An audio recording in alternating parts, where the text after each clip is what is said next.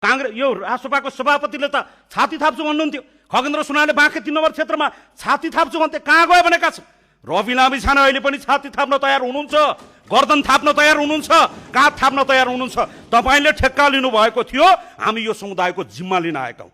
त्यसैले गर्दा यो यहाँका गरिबहरूको त्यो लाल पूर्जाप्रतिको अधिकारलाई यसरी हन नगरियोस्। मेरो कुरा टुङ्गाउँदै गर्दा सरकारले आफ्नो वाचा पत्रमा धेरै ठाउँमा लेखेको छ, स्पष्ट रूपमा लेखेको छ, दिन्छु भनेको छ, दिने तयारी पनि गरेको छ। तर यसलाई कहीँ कतै राजनीति गरेर फेरि त्यो मौलिक हकमा उल्लेख गरिएका ती नेपाली जनताका, भूमिहीनका, सुकुम्बासीका ती अधिकारलाई फेरि कहीँ कतैबाट गुमराहमा पार्ने प्रपञ्च गरिन्छ भने राष्ट्रिय स्वतन्त्र पार्टीलाई, यहाँका भूमिहीन, दलित, गरिबहरूलाई यो कुरा स्वीकार्य छैन। म यो कुरा तपाईँको बिचमा राख्न चाहन्छु।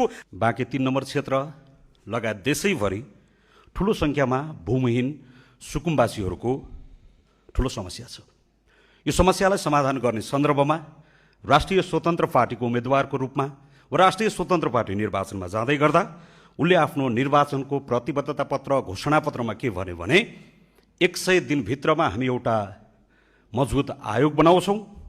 त्यो आयोगले सत्य तथ्य छानबिन गर्छ, सक्कली नक्कली छुट्याउँछ र 1000 दिनभित्रमा सक्कली नक्कलीलाई छुट्याएर सक्कली भूमिहीन सुकुम्बासीहरूलाई भूमि दिने कुरा, लाल पूर्जा दिने कुरा समाधान गर्छ भनेर प्रतिबद्धता गर्यो। कसको बिचमा? नेपाली जनताको बिचमा, आम मतदाताको बिचमा।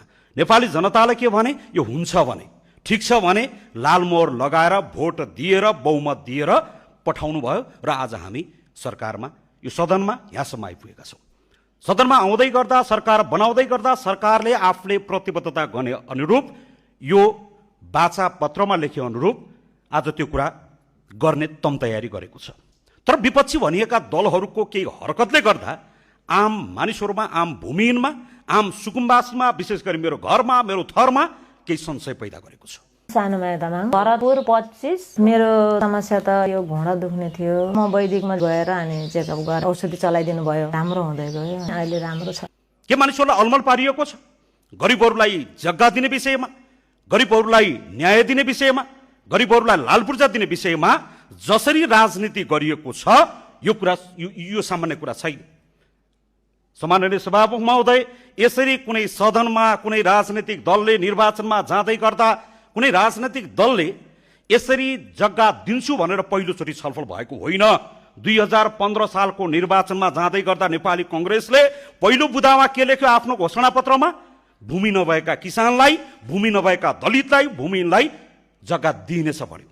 48 को निर्वाचनमा फेरि निर्वाचनमा जाँदै गर्दा नेपाली कङ्ग्रेसले के भन्यो? त्यही शब्दलाई